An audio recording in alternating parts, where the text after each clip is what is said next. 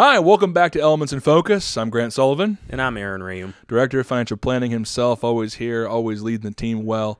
Aaron, thanks for being a part of Elements in Focus. For those of you first kind of getting into this for the first time, Elements in Focus is designed to walk through, the show is at least designed to walk through our 5 pillars. We call them our 5 critical elements.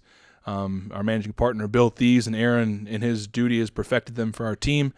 And so we often find that individuals, when they're making financial decisions, if one of any of these pillars is not done properly, it can really wreck and devastate an entire financial plan for you and or your heirs. So we spend time in Elements of Focus going through these and giving you snack bite items that you can use for planning and to help you and your family along. So today we're going to spend, the time of this recording, this one here, in legacy planning.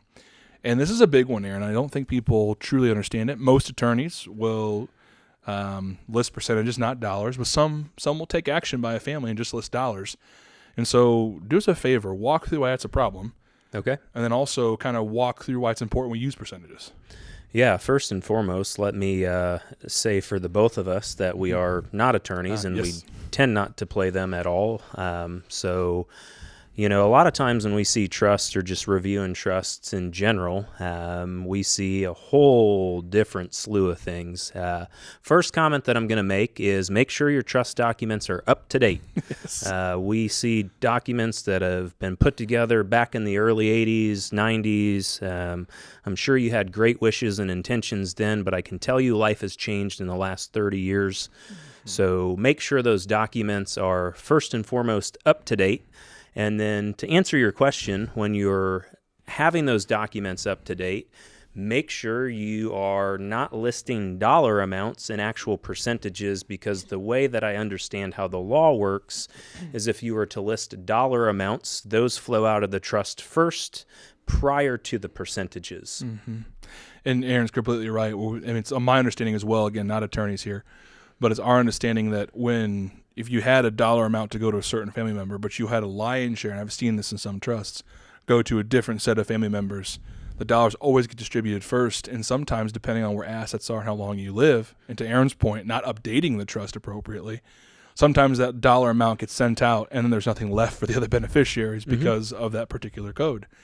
The other key element, too, with trust, and Aaron and I say this all the time, not all assets belong in trusts.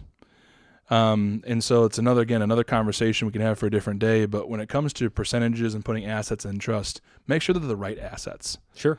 And make sure that, again, it's done in percentages. And even though you want to give $100,000 to Aaron in your trust, okay, please don't. Actually, it's a bad idea.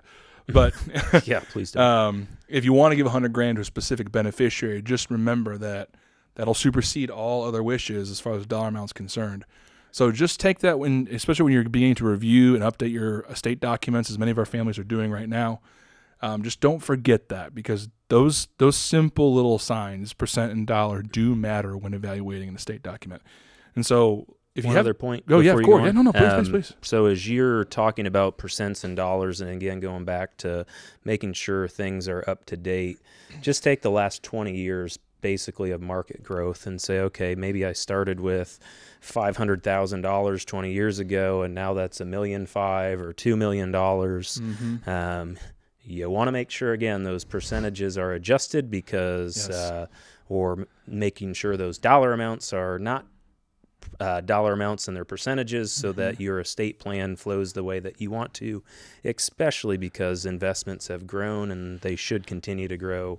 So where I'm going with that is, again, update, make sure as times are changing, account values are changing, those are being adjusted. Mm-hmm. This becomes very important, too, for those families that are receiving assets, right? So where gifting's being done in life to you, or maybe you're the benefactor of an estate, just make sure you understand what the plan document says, and then you follow the laws accordingly. Again, not attorneys here, but we do collaborate with many brilliant ones. And so make sure that your planning team is in collaboration with your estate team to ensure that what Aaron kind of led us beautifully through is actually enacted properly. So if you have any questions or want to engage more in in deeper content that we produced over time, consider this program is available to all podcasts near you. You can also find us on many of the radio stations listed below as well. So if you have any questions or would like to get a hold of our team to discuss some of these elements any further, please, yourlifeafterwork.com. So we can set up a meeting, as well as 800-928-4001.